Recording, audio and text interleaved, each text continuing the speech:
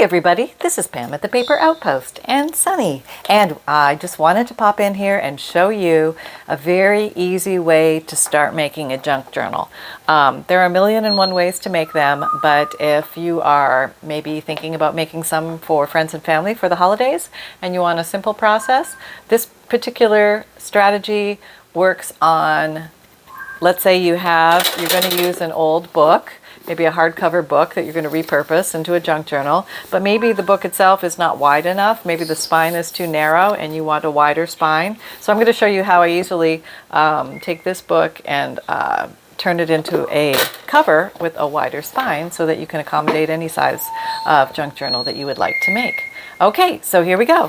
First things first is we take the book and we're going to remove the inside of the book. For those of you who are squeamish about gutting a book, look away now. But the easiest kind of book to do, let me see if this is one of the easiest, okay, is one where the back of the spine itself is not glued onto the cover. See how there's a little space in there? Some of the newer books glue them right onto the cover. It makes it a little harder to remove, but if you can get the kind that is not attached to the spine, it makes it much easier to remove. Don't worry if you ruin the spine itself, because we're not going to use the spine. But actually, the easiest way to do this is on your guillotine cutter. Yes, you actually just put it on there and you just cut that right off. So let's go ahead and do that. Now this is what it would look like on the setup, so that the little divot here is right where your cutting line would be, and you would just pull the arm of this down and cut the book off. Now I'm not going to do this here. I'm going to cut it off over there with my craft knife, and I'll show you that too. So you can do it many different ways, but this is very easy, and I'll show you a craft knife way, which would be the second easiest way. Okay, we're back over here. And the reason why I didn't cut it over there is because I need two hands to cut. So one to hold the camera and one to cut, and I just didn't have enough hands on deck. So this is going to come off quite easy. There, done. Okay, that really wasn't that hard at all. That was probably easier than the guillotine cutter. Okay, so you just remove the cover. There. Okay, so that part, the hard part is done. We can put this aside, and you can use this for junk journal purposes in the future, but we don't need it right now. And we have our two covers, front and back, which makes it very easy to make the journal. You can come in and trim these a little bit closer if you want to do that, just to get any little excess paper off. So it's a nice flush edge to work with. There we go. Very easy. Okay, so the next thing we're going to do is we're going to decide how wide of a spine we want to do. And I'm thinking, I think this one, let me just double check, I'm pretty sure it was an 1.5 inches. And let's see if I remembered right. Probably not, it's probably 2 inches, I don't know. Okay, it's about 1.5 inches wide. Okay, so, and that's a good width for your average junk journal. I think there's going to be plenty of room to put a lot of things in here. Plus, it's going to be easy to grow. Okay, so what I use for the spine is I look for anything that I had that's cardboard or chipboard around, packaging material, backs of notepads. This is just weird packing stuff that came. And if it's not the right thickness, I'll just double or triple it up until it finally is the right thickness. And you can even work with cereal boxes, cookie boxes, things like that. This is a nice thickness.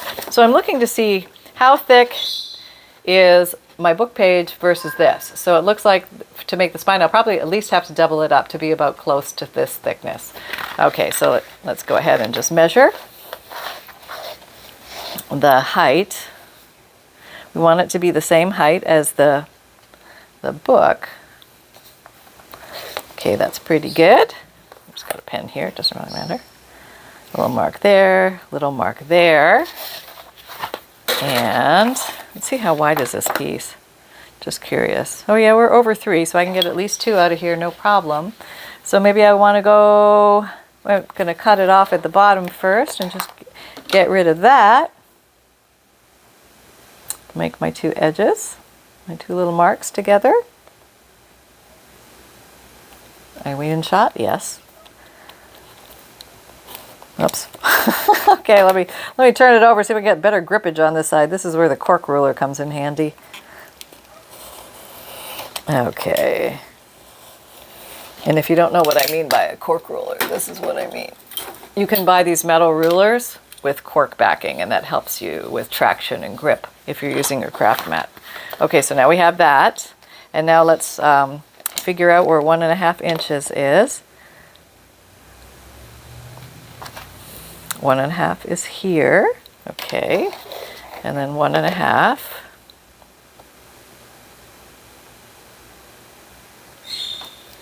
is here.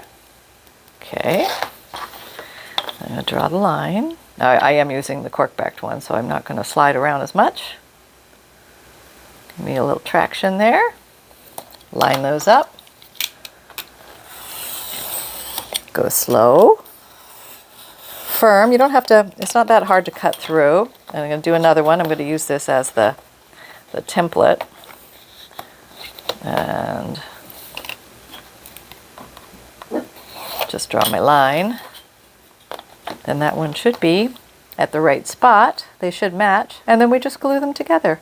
How easy is that, right? Not hard to make a spine of any width. This is an easy concept. Maybe a lot of you know of this already, but if you don't know of this, then this can really save the day. Okay, so all we're going to do is glue them together. And you can use any glue. I'm going to use Fabrifix, a nice strong glue, but you could even use a glue stick or something here. Okay. Just glue those together. And there we go. And now we have our spine.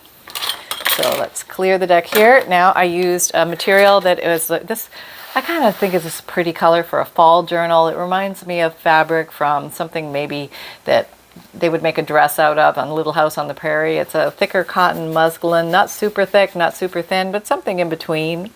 And let's go ahead. I have a piece of it already torn here to approximately what size we need. Now it would have been ideal if I ironed it, but I didn't get around to ironing it, so we're just gonna make it as is, and hopefully we can get it to flatten out with our sheer will. But you can certainly maybe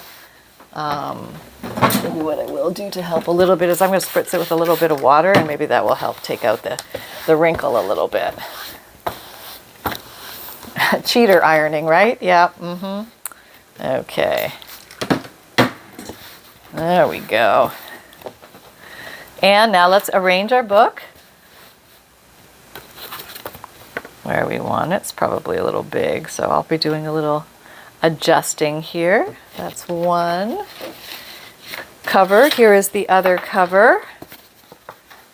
Okay.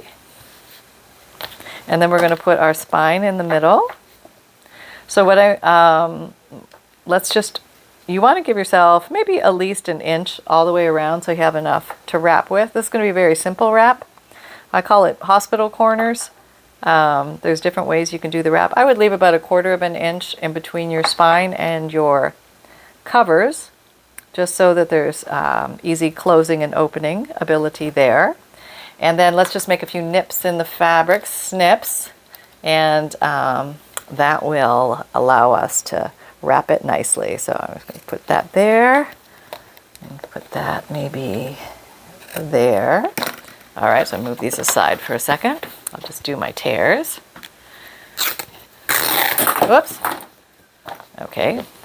All right, that's fine. Whatever you need. And we'll go this way. Okay, let's see how we did. Against the weft and the weave, I think that's what it's called. All right. Let's see, does it fit now? Checking for size. It's kind of a nice way not to have to do a lot of measuring if you just sort of use your covers as your guides and just watch for that about an inch around border. And yeah, I think that's going to be just fine. We may have a little extra down here we don't need. Let's see if we can take that off. Okay. Okay, there we go. All right, so let's go ahead and put some glue down. I'm going to use Fabrifix glue because it holds really well. It's very strong. And now that even I have a damp fabric, I'm not worrying about it because this will even glue in damp situations. Amazing, right? I know. Fabric to fabric, fabric to paper, paper to paper. I have transferred it into the old Sugar Bells icing piping bottle just to get a thinner stream of glue. Okay. Here, and then make sure you go around the edges. Okay. I'm just going to use my finger to knock these glue streams down a little bit so that I don't get too much bleed through on the material. But this material I think will mask it very well. Put this first one down while it's still wet. Actually, move you in about an inch. There we go. And then the spine. Glue the spine down.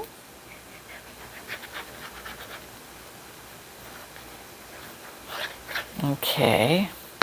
This is probably the easiest way to make a junk journal with a hard cover relatively quickly and easily. Okay, there we go. We just kind of eyeball where this one's going to go. And we put our glue down. Da da da da. Da da da da da da. There we go. Now let's look at this. Line it up. Separate it by about the same 1/4 of an inch. Okay, press it down. Did I smooth that down? I can't remember. I don't think I did, but no, because I don't have any glue in my fingers. There you go. It'll still work. Okay, so now, since I do have a few wrinkles in there, I'm going to use the glue and the tension of the glue to help get rid of those wrinkles by pulling them apart. Yes, total cheating, but it works in a pinch. There you go.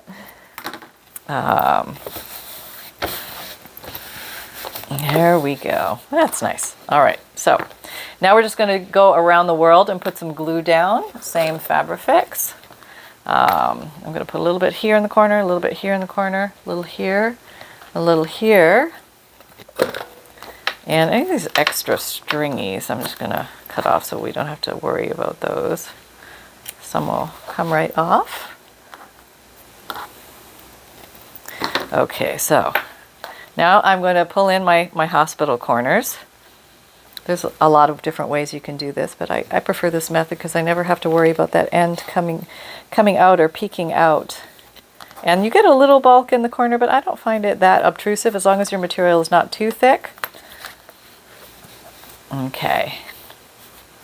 All right, so now we're going to go around the world and glue this down. So I'm going to go on the outside here and just run around this way. Can you see that? Yeah, I think so. Coming along here, nice bead of glue. And then you can run along with your finger here too if you like. See, I remembered this time. It'll work if you do or if you don't. It's all okay because this part's going to be covered once we fold it over anyway, so don't have to worry too much about that. Yeah, it's good to get rid of those little strings because they'll stick to your fingers if you're smooshing your glue stream like I am right now. Okay, so now what we want to do is we want to pick this up and we want to fold it over for a nice flush clean edge there. Push it up, get rid of any of these stringies. Okay, nice. Oh, there's a stringy. I'm cursed by the stringies. Okay, here we go. Same thing, using the book itself to give you a nice crisp edge, and then just use your hand strength to pull it down a little bit so it's nice and taut in there. That'll give you a nice edge. Oh. Corner. Okay. And same thing with these. We're going to fold them over and just push it in. That gives you a nice tight book. Okay. Same thing here. The last one. Fold it over and push it in, and you have your cover. All right, so you can come in here as well, and you can train these a little bit in here. Okay, to give you little folds in there. Okay, now, what I did was a very simple inside cover. I took another piece of fabric and I just went right across here. That's going to hold all three pieces together very strongly. You don't need extra tape or anything like that.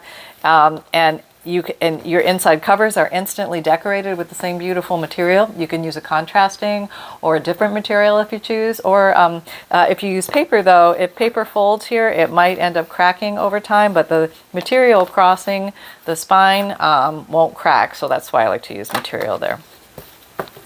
Okay, so I think I tore this little piece off. Let's see if it'll magically fit.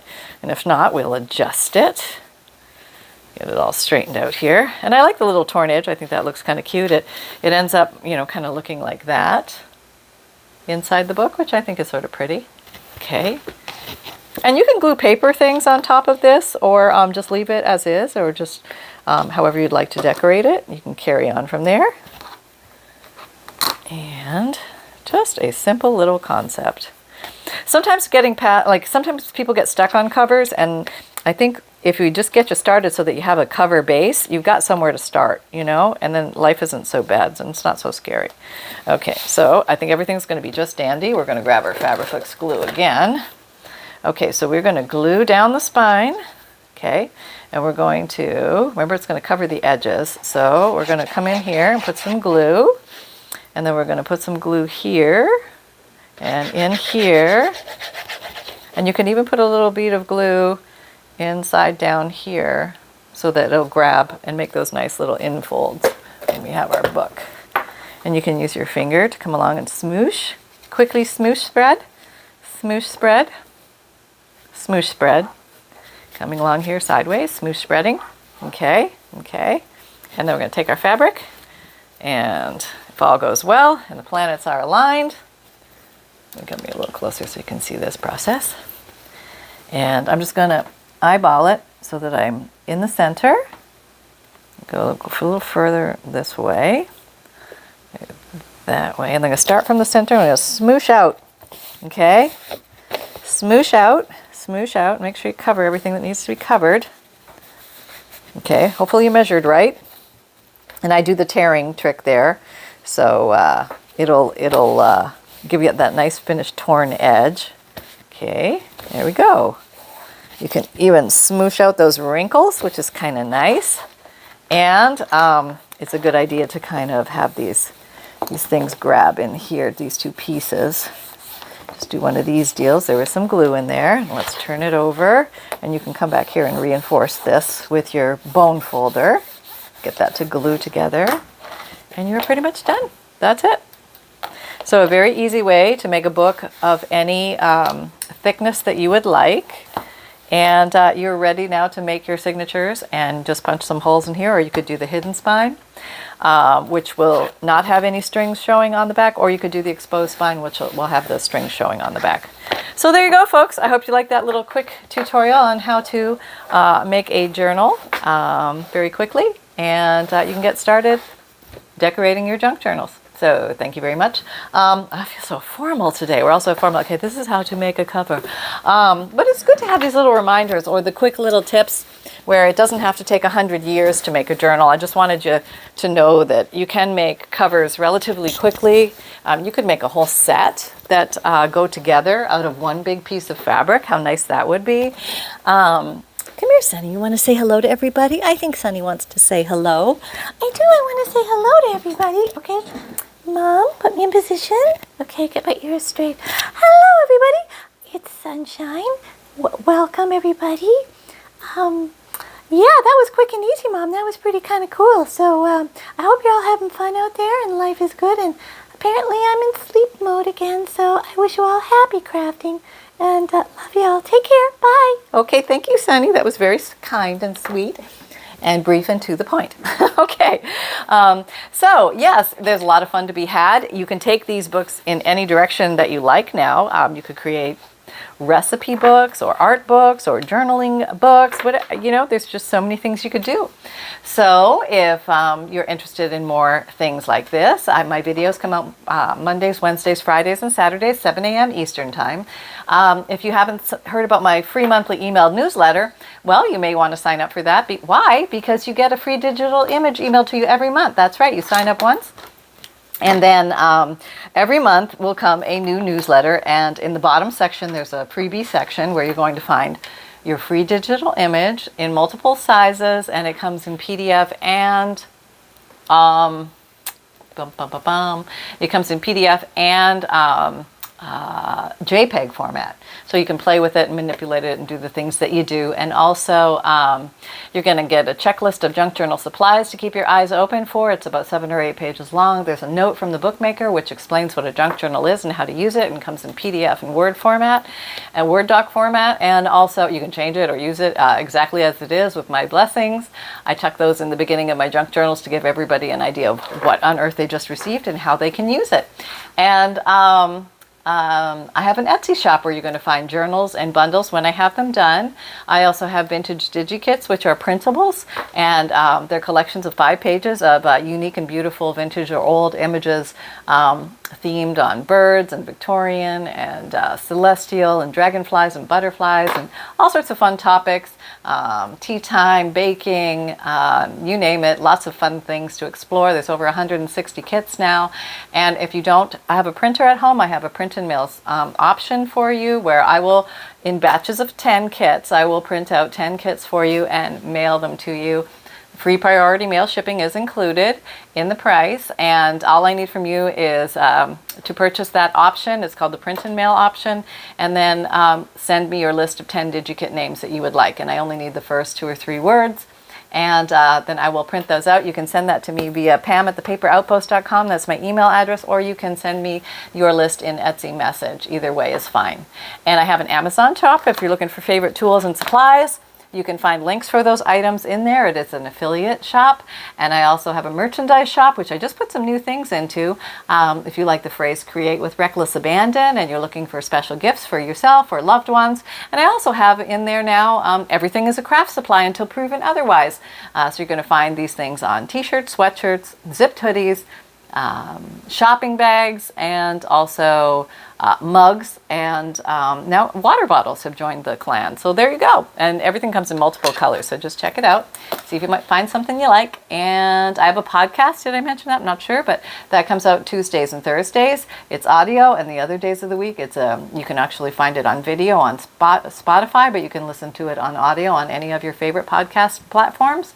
And also, you can find me on Pinterest, Twitter, LinkedIn, Facebook. Come and join our Facebook group. We're having a lot of fun doing weekly and monthly challenges over there. I give you a list of 3 prompts, and we just see what you guys make. And you're welcome to post your pictures or ideas or laughs you had along the way related to that, or anything related to the videos that I do.